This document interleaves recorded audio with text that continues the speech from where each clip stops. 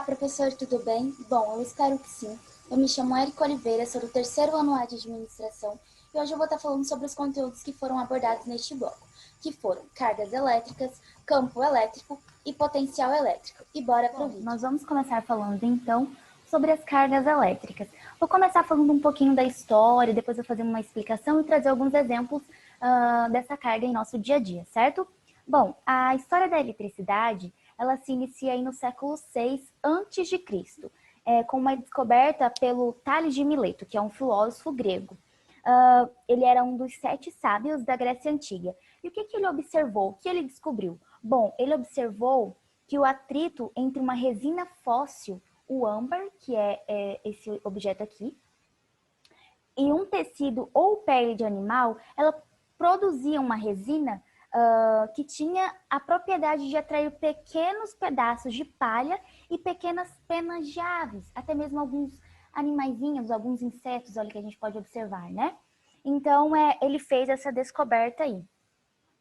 E bom, mas o que é então as cargas elétricas? O que elas determinam? Bom, as cargas elétricas, elas determinam as interações eletromagnéticas de corpos que estão aí eletrizados, certo?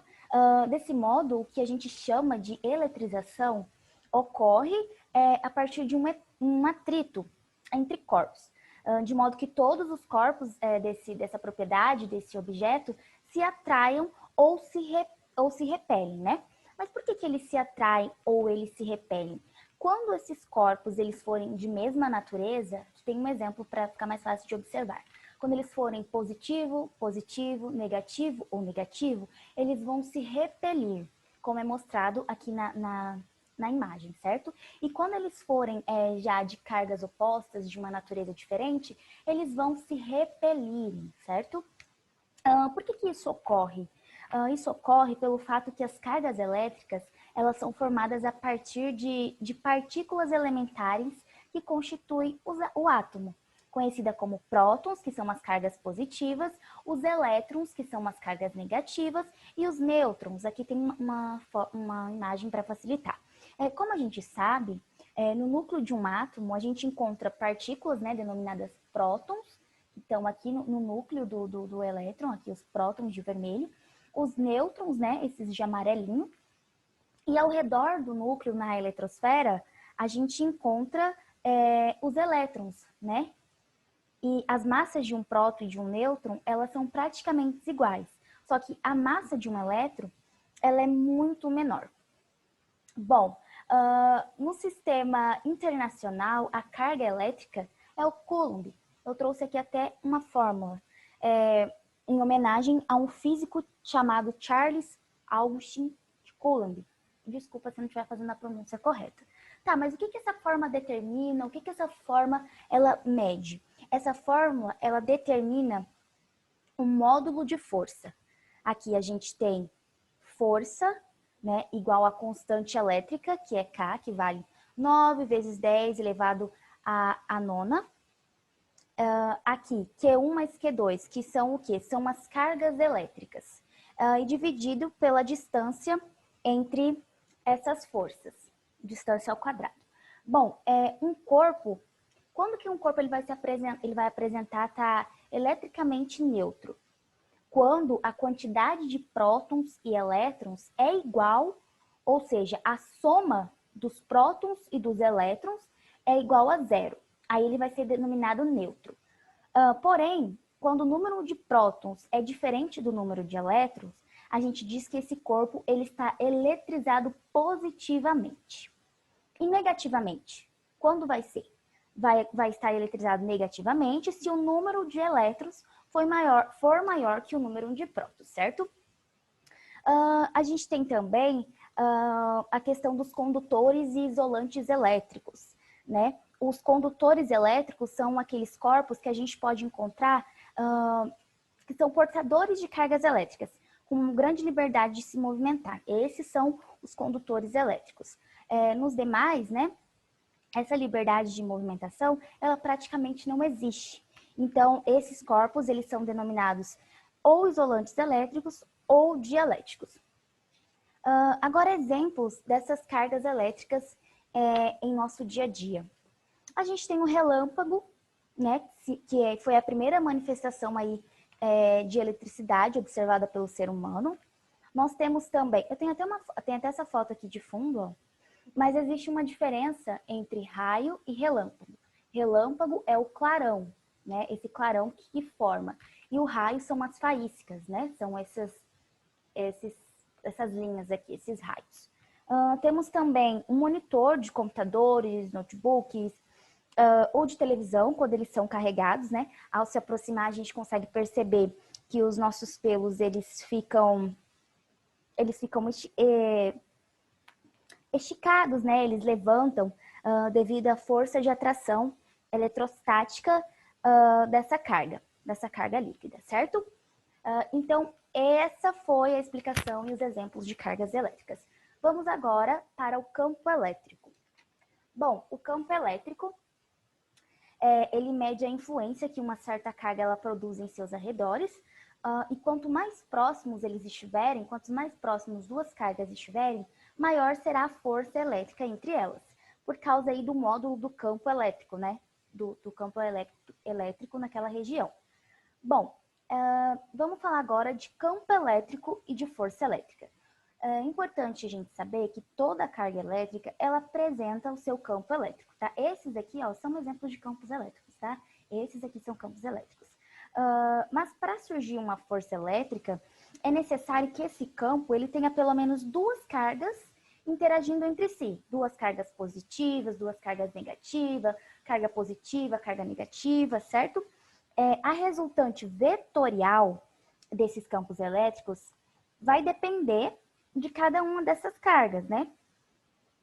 E dependendo dessas cargas, ela vai mostrar para qual direção e sentido irá surgir a força sobre essas cargas, né? Em proporções na qual o campo elétrico ele é resultante, é nulo, não é possível que haja aí força elétrica. Vamos falar agora, então, um pouco do sentido e da direção desses vetores aqui. Linhas de campo de uma carga positiva, elas vão sempre apontar para fora da carga. Aqui, ó, positiva, campo positivo, linhas apontando para fora. Aqui um outro exemplo. Ela irá apontar na direção de seu raio, certo? Já linhas de um campo de uma carga negativa, elas irão apontar para dentro, né? Elas irão aí entrar na carga, certo? Aqui a gente também tem outros dois exemplos, ó. Aqui apontando para fora, né? Positivo, esse campo está carregado positivamente. E aqui ele está eletrizado negativamente, né? Está carregado negativamente. Quando é positivo, aponta para fora, e quando é negativa, aponta para dentro. A gente também tem o caso de atração e repulsão entre essas cargas elétricas. Quando os campos eles forem de mesma carga, vai ocorrer uma repulsão, como eu mostrei aqui nesse exemplinho, né? Ó, cargas iguais repelem, cargas diferentes, né, se atraem. Então, aqui não é diferente. Quando eu tiver dois campos que estiverem eletrizados positivamente, essas cargas elas vão se repelirem, vai ocorrer uma repulsão, né? Positivo com positivo, repulsão. Agora, cargas diferentes, né? Ó, positivo e negativo, vai ocorrer o quê? Uma atração. Então, quando os corpos são diferentes, irá ocorrer uma atração, certo? Vamos falar agora de um exemplo desses campos elétricos no nosso dia a dia, que às vezes a gente não para pensar, mas estão muito presentes, né? Está muito presente no nosso dia a dia. O primeiro exemplo é quando a gente tira uma blusa de lã, uma blusa, né? A gente pode observar e sentir que os nossos pelos, né, do braço, eles estão eriçados, eles estão subindo, né? E a gente, dependendo, a gente pode sentir até leves choques, pequenos choques, né? O segundo exemplo é a gente, ao pentear o cabelo, né? Com o pente, às vezes ele não fica arrumadinho, né? Assentadinho, os fios eles começam a subir. É porque aquele pente ele está sendo eletrizado, né? Ao passar pelos nossos cabelos. Um outro exemplo é que todos os motores que a gente utiliza, que a gente tem em casa, utilizam um campo elétrico, como, por exemplo, um liquidificador, uma geladeira, um ventilador, até mesmo um secador de cabelo, certo? Então, esses são exemplos de campo elétrico no nosso dia a dia. E vamos para o último, mas não menos importante, potencial elétrico. Bom, o potencial elétrico, ele é a capacidade que um corpo energizado tem de realizar trabalho, ou seja, atrair ou repelir outras cargas elétricas. Ele mede, a energia elétrica por unidade de carga de prova, certo? Mas o que é essa carga de prova? A carga de prova, ela é uma carga elétrica conhecida por ser utilizada para detectar, para ver se há a existência de um campo elétrico. Ela é posicionada em um determinado local e, pelo efeito que ela causa, é observado se nele existe ou não um campo elétrico, Se for confirmada a presença, a existência de um campo elétrico, a carga de prova, ela também auxilia aí a determinação da sua intensidade. E quando a carga de prova ela é positiva, os vetores de força elétrica, isso é muito importante, os vetores de força elétrica e o campo elétrico, ele tem a mesma direção e o mesmo sentido, certo? Agora, quando a prova ela é negativa, os vetores têm a mesma direção, porém sentidos opostos.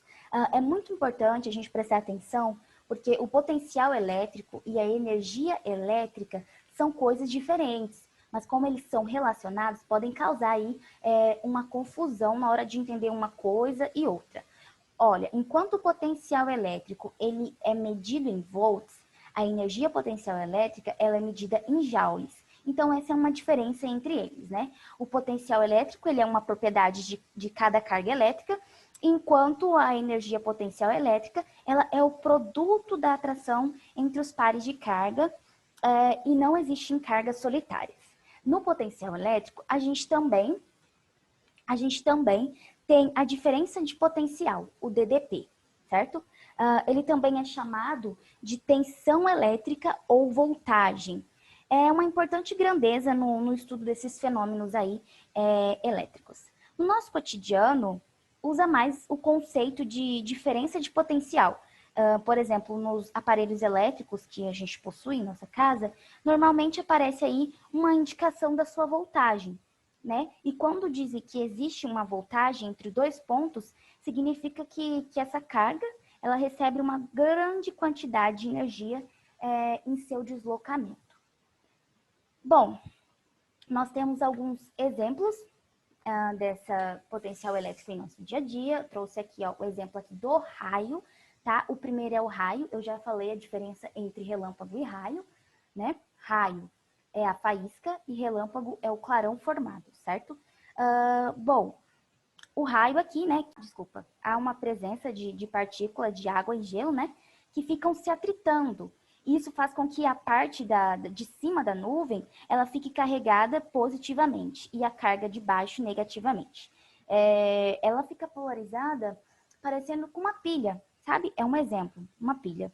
E no momento em que a carga ela chega a um ponto que o ar não consegue mais suportar, o ar, que serve como um isolante térmico de eletricidade, a carga ela ioniza o ar. Quando ele não consegue mais suportar, ela ioniza o ar e transforma em condutor. Daí a gente tem a liberação de uma grande descarga elétrica, a qual nós chamamos de raio.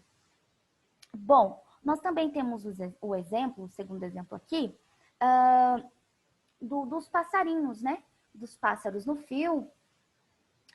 Os pássaros, ele tem as perninhas bem próximas, E ele gera uma pequena diferença de potencial, certo?